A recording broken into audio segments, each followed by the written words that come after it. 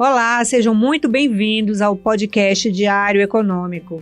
Esse podcast é uma produção do Diário de Pernambuco, o jornal mais antigo em circulação na América Latina e líder nas redes sociais. Eu sou Patrícia Raposo e vou estar conversando com vocês aqui hoje sobre o setor de bares e restaurantes, o setor de turismo. Vamos conversar com empresários para saber como é que esses dois segmentos do setor de serviços vêm enfrentando aí esses 2 anos de pandemia, crise, inflação, queda no poder de compra, né? Mas não vamos falar só de coisas ruins, não. Tem coisas boas aí pela frente.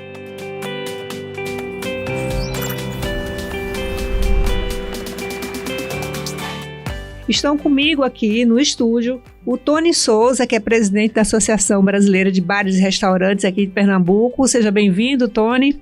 Obrigado, Patrícia. Prazer estar aqui. Prazer todo nosso. E a Juliana Brito, que é diretora-geral e uma das proprietárias do grupo Catamarã, que é especializada em turismo, mas também atua com o segmento de bares e restaurantes. Juliana, seja muito bem-vinda. Obrigada, Patrícia. Eu que agradeço aqui. Bom, vamos aí então dar uma recapitulada no que aconteceu nesses últimos 2 anos, né? A gente viu aí, por exemplo, nós noticiamos que o setor de bares e restaurantes fechou mais de 300 mil unidades, né, com a pandemia.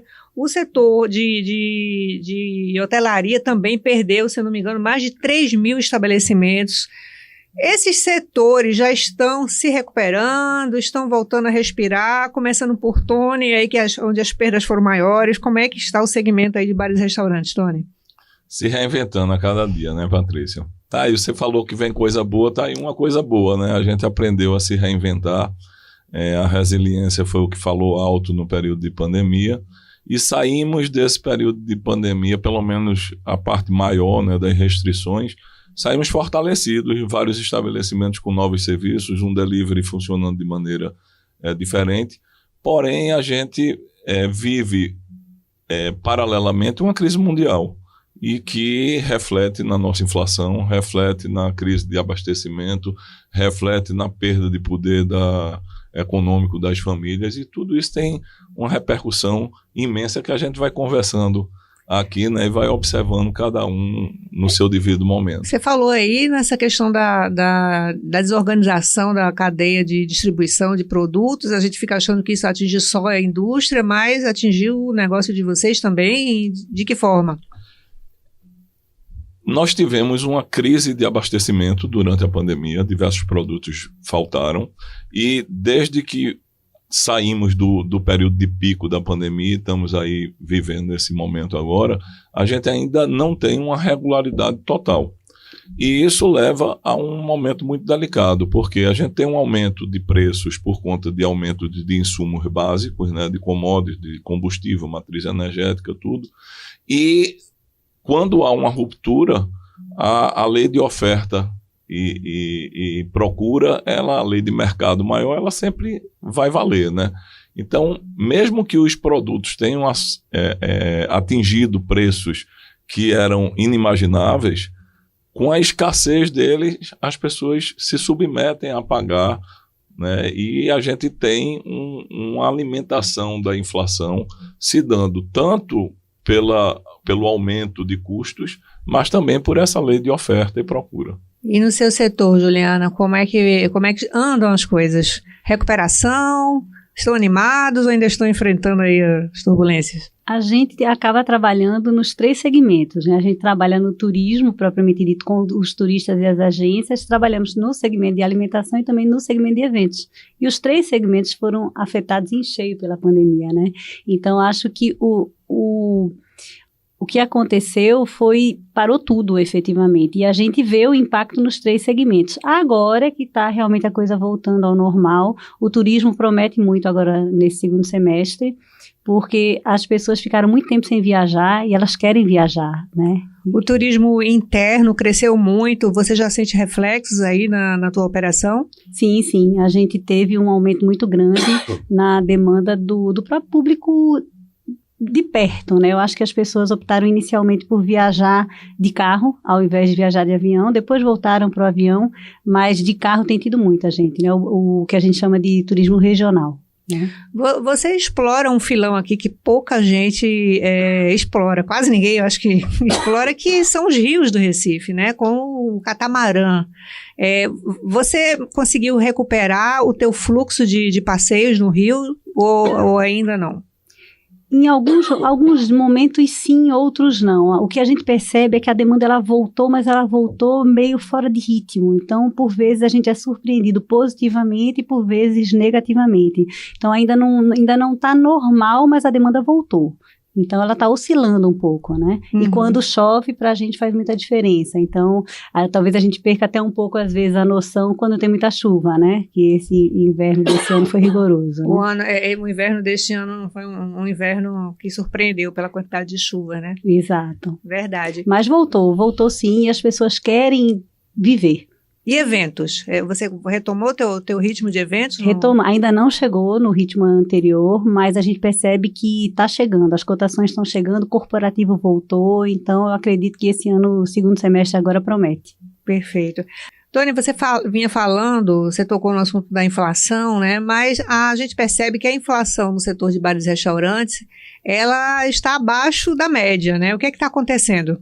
É o seguinte, quando você tem um aumento do insumo, a rede de supermercado ela tem que repassar de imediato e integral, porque ela trabalha com margens muito apertadas e ela não consegue segurar aquilo ali. O restaurante, ele tem um aumento de insumo, mas ele tem outros custos que são custos que vêm se mantendo e são negociados, né? Custo de aluguel, folha, então você vai negociando aquilo ali. E os aumentos não foram repassados integralmente, porque para o consumidor. Para o consumidor, porque o comerciante ele entende que se ele repassar integralmente, as famílias perderam o poder de compra, não vão poder ir, ele prefere abrir mão da sua lucratividade e ter ainda a venda, manter o negócio vivo, conseguir pelo menos pagar o custo, e com isso os preços que ele deveria estar praticando era para estar um pouco acima do que está agora. Então, a gente teve percentualmente um aumento menor nos bares e restaurantes do que nos supermercados, padarias e afins. Isso está acontecendo lá também no seu estabelecimento? Sim, a gente está segurando também.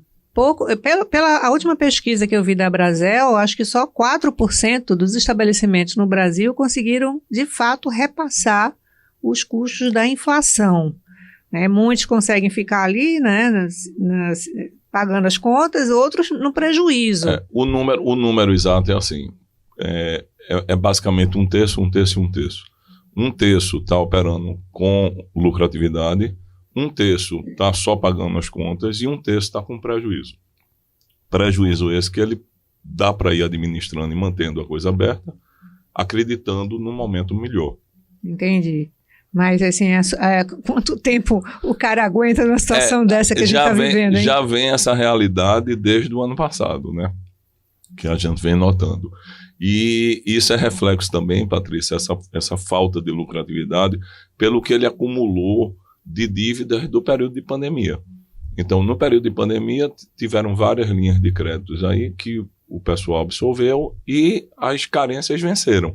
Alguns venceram ano passado, outros esse ano.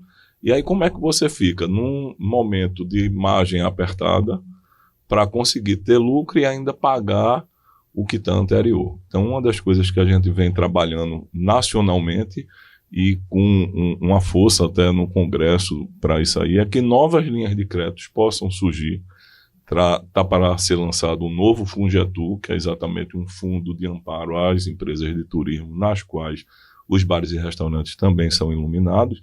E nessas linhas elas vão ter uma modalidade aí de carências, de subsídios, que a gente espera que possa, de fato, ajudar o segmento. Dá um fôlego, né? Dá um fôlego ao segmento. Agora você falou numa coisa, eu me lembrei do PERSE, né? Que foi o programa aí voltado para socorrer, o Programa Emergencial de Retomada do Setor de Eventos. E aí, Juliana, o que eu verifiquei é que só 16% das empresas aderiram ao PERSE. E o mais incrível é que 39% nem sabe que ele existe. Né? Então, como é que está isso no teu setor? Né? Eu comentei aqui que mais de 3 mil estabelecimentos entre hotéis, hostels e albergues fecharam. E existe uma linha disponível, mas as pessoas não vão buscar e a maioria nem sabe que existe. Como é que você está vendo aí o teu segmento? Conta aí os bastidores. Olha, tem muita gente que está acompanhando a PES direto que já está beneficiada. Agora você tem que preencher os critérios, né? Então tem que ver lá se a sua atividade está incluída na PES e se você preenche os requisitos para poder se beneficiar dela. Vocês recorreram? Não, a gente ainda não, a gente está analisando, já está no jurídico para ver se a gente vai entrar ou não ainda. Tem que avaliar se vale a pena, né? Tem que fazer conta. Porque, de certa forma, o setor vem retomando aí suas atividades, vamos ter Copa do Mundo, verão vem chegando, aí já teve férias de meio de ano, tem férias de fim de ano, né? Isso tudo pode ajudar aí. Como é que você está vendo, né, esse momento do Brasil, apesar da crise, né? Apesar da crise que é mundial, né? A gente não pode deixar de falar que ela é mundial. Acho que a gente está com a inflação alta aqui, mas não é diferente nos Estados Unidos, não é diferente na Europa. Então, a gente sabe que está difícil para todo lado, mas, de fato, segundo semestre é sempre melhor que primeiro semestre, né? Então, eu acredito que esse segundo semestre agora vai ser muito bom, bem melhor do que o primeiro e que vai vir aí coisa boa. Muito movimento. Fim de ano tem as confraternizações que sempre dão um grande fôlego, né? O setor de bares e restaurantes, Tony. Vocês estão com boa expectativa? Sim. Agora eu queria voltar a um ponto, Patrícia, que é a questão do PES. Tá? O PES ele tem 3 aspectos a ser analisado. Tá? Você tem um aspecto da negociação de dívidas, o segundo é o da um estilo de reparação, de recuperação para aqueles que demonstraram o prejuízo. Então você tem até 60 meses de alíquota zero dos impostos federais. E o terceiro, que é uma compensação adicional para os que tiveram a queda superior a 50%. Que isso aí iluminou muito o setor de evento e de hotéis, principalmente. Restaurante não chegou a ser superior a 50%.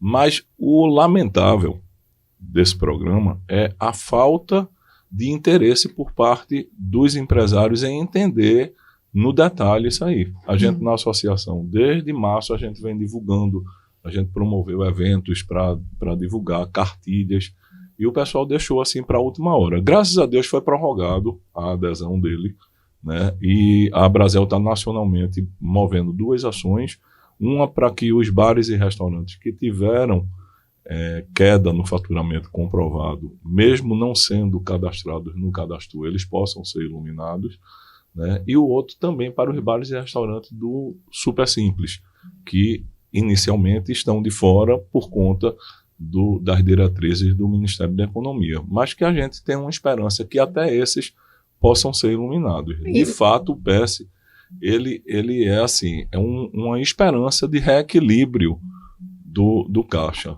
né? Reequilíbrio aí das contas. No nosso caso, não estou dizendo a Brasel, agora eu como empresário, né? A gente já era cadastrado no cadastro e já se encontrava iluminado pelo programa.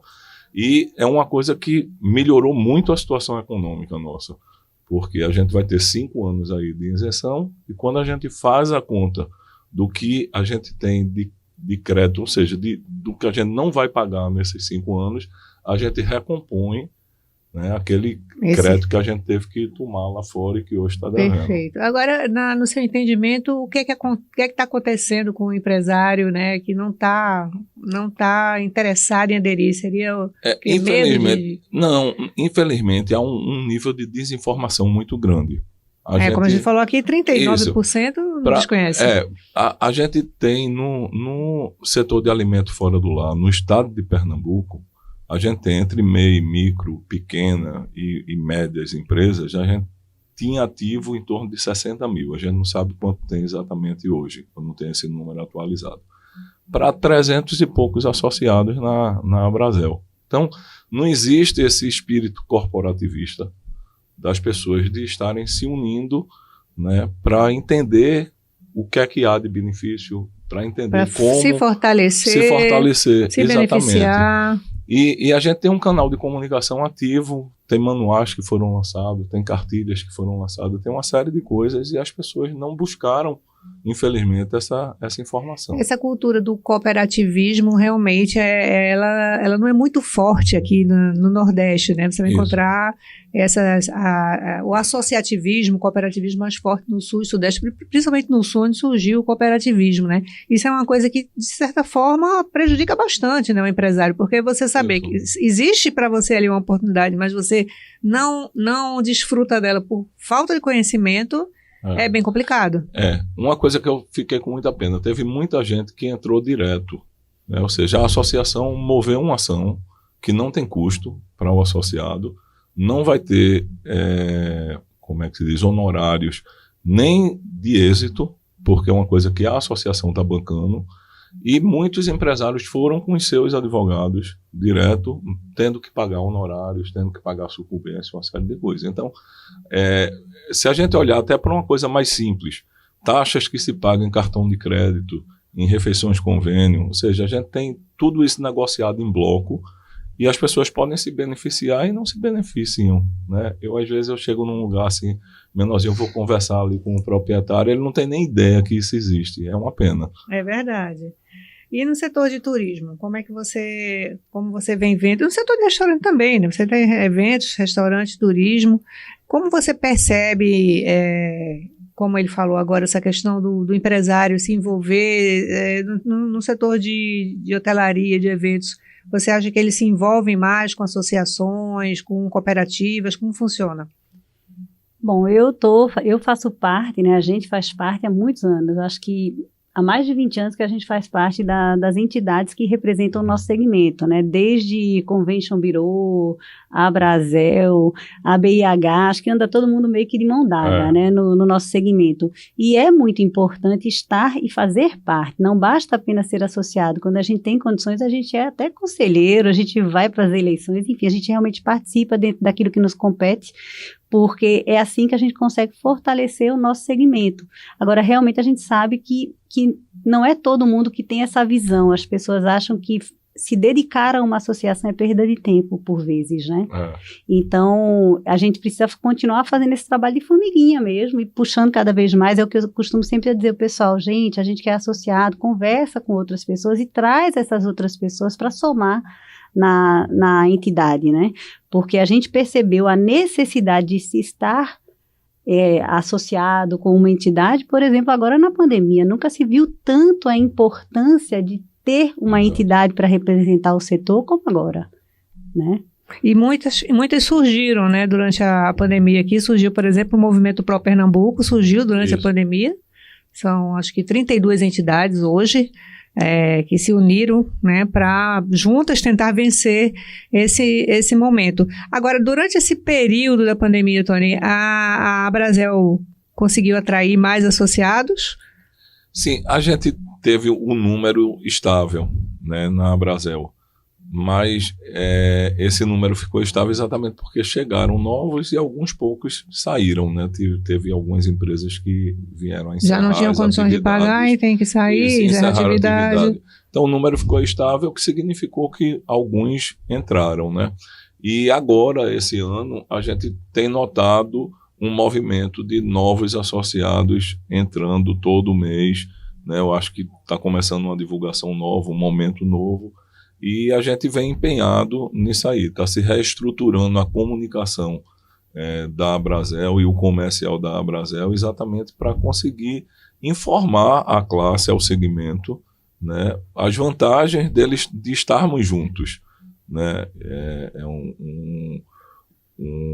Um espírito que precisa ser passado, uma cultura que precisa ser fomentada aqui no Nordeste. Você assumiu a Abrazel no começo do ano, né? Seu primeiro mandato, não é isso? Isso, em março. Em março, né? Qual é a sua proposta aí? O que é que você quer realizar à frente de... São 2 anos? São 3 anos. 3 anos. 3 anos. Primeiro é dar continuidade ao que André já vinha fazendo, né? Nosso presidente anterior.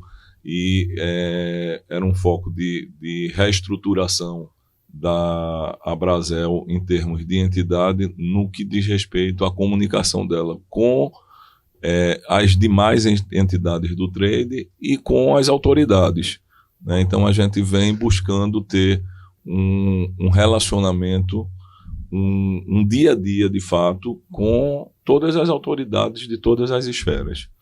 E, segundo, a gente levar a associação para além das fronteiras da região metropolitana. Então, a gente tem um foco aí de criar regionais, de criar núcleo, de conseguir levar a Brasil, colocar a Brasil na estrada, tanto que a gente tem um projeto aí que vai começar agora, que é a Brasil na Estrada, exatamente para a gente visitar as cidades do interior e conseguir fomentar esse espírito em todo o estado, não só aqui. Perfeito, perfeito. Eu queria falar um pouquinho, voltar lá na pandemia, né? Você é dono da Companhia do Chopp, acho que são 35 anos ali. 37, olha só. 37 anos. Como foi para você aquele período todo? Você chegou em algum momento, você pensou em fechar o estabelecimento? Não, eu acho que o fechar, ele nunca veio em mente. Eu sabia que a gente ia conseguir superar, né? Mas foi, nos 37 anos, um momento de maior desafio. Agora, como todo desafio, todo atrito, né, tem um lado positivo, né, a gente saiu da pandemia, estamos saindo da pandemia mais eficientes, mais eficazes, né, com a capacidade de uma tomada de decisão mais rápida, né, a gente passa a olhar o negócio com uma objetividade maior. Então, assim, teve momentos de muita dificuldade que a gente ficou beirando o desespero, mas teve, sobretudo, um momento de muito aprendizado, né? Eu, semana passada, até estava com uns amigos e a gente comentando, daquele período de pandemia, tem saudade de alguma coisa? E apesar de todo o caos que a gente viveu, né, todas as dores que sofreu aí, que se sofreu nas famílias e tal, a gente teve alguns momentos que foram profundos, né, de reflexão, de análise de vida, de novos comportamentos. Então, eu acho que a gente sai com um saldo, um legado, né, de aprendizado, de reinvenção, de um delivery, que é outra realidade no contexto mundial, né? O que se tinha projetado de aumento e de incremento nas tecnologias e no dia a dia dos deliveries para 10 anos, ele aconteceu em 2. Né? E hoje o cenário é outro, completamente diferente. E você, Juliana, como foi o período? A mesma pergunta, em algum momento vocês pensaram em se desfazer, fechar tudo? Como é que foi isso? A gente repensou muita coisa, né? Primeiro a gente parou total, né? A gente fechou, porque turismo desapareceu, né? Parou tudo. E aí a gente retomou, acho que depois de 3, 4 meses fechado, né? E, para nossa surpresa, a gente achou que ia retomar devagar e, na verdade, foi uma loucura, porque as pessoas estavam presas em casa e quando foi permitido sair, acho que todo mundo resolveu fazer a mesma coisa ao mesmo tempo e a gente se viu louco, tendo que dar conta de uma demanda inesperada, porque a gente tem um produto que é ao ar livre. Então, a gente teve realmente muita demanda e a gente teve que correr para dar conta dela. Porque as pessoas buscaram isso, né? Estar ao ar livre, em ambientes abertos, né? E as pessoas queriam viver, elas ficaram muito presas, né? Proibido tudo. Então, na hora que foi liberando, elas começaram a vir e realmente foi uma demanda muito grande, a gente teve que correr para conseguir bem atender, e nesse período que ficou fechado, a gente fez sim muito dever de casa, de organização, repensar muita coisa. Então, alguns produtos que existiam a gente tirou, outros a gente criou. Acho que no momento de crise a gente tem que tirar o S e criar, né? Na crise, crie, né? E foi muito isso que a gente fez. Agora, olha só, eu conversei com alguns empresários, né, na época em que estava saindo o lockdown, aqueles meses posteriores, e uma coisa que vários me disseram é o seguinte, olha, a gente teve muita dificuldade de contratar mão de obra. Muitos se desfizeram, né, dos seus funcionários, porque não tinham condições de pagar, e na hora que retomaram, não conseguiam achar mão de obra, porque essa mão de obra começou a montar seu próprio negócio. Vocês passaram por essa situação? Muito, muito. Na verdade, o que aconteceu é que a gente teve que se desligar de alguns colaboradores com a promessa de recontratar quando a coisa melhorasse, e quando a gente conseguiu reabrir para chamar o pessoal, muita gente já tinha se reorganizado, já não tinha mais condições de voltar. Quem pôde voltar, voltou, e nisso a gente teve aí um desfalque muito grande, e a gente passou acho que uns 2 meses aí tendo que retreinar, procurar, e depois conseguiu normalizar, né? Com você foi assim, Tony? Sim, essa dificuldade continua ainda, tá? Continua. tem alguns profissionais que tá bem escasso no mercado. Você encontrar um bom garçom, um bom pizzaiolo, alguns cargos de comando, cargos administrativos, todos eles realmente não está fácil de se conseguir, exatamente porque o brasileiro ele tem uma veia empreendedora, né? Então, o garçom que ficou em casa, ele não conseguia ficar em casa. Aí ele foi consertar moto, foi fazer empanada, o outro foi inventar de fazer bolsa.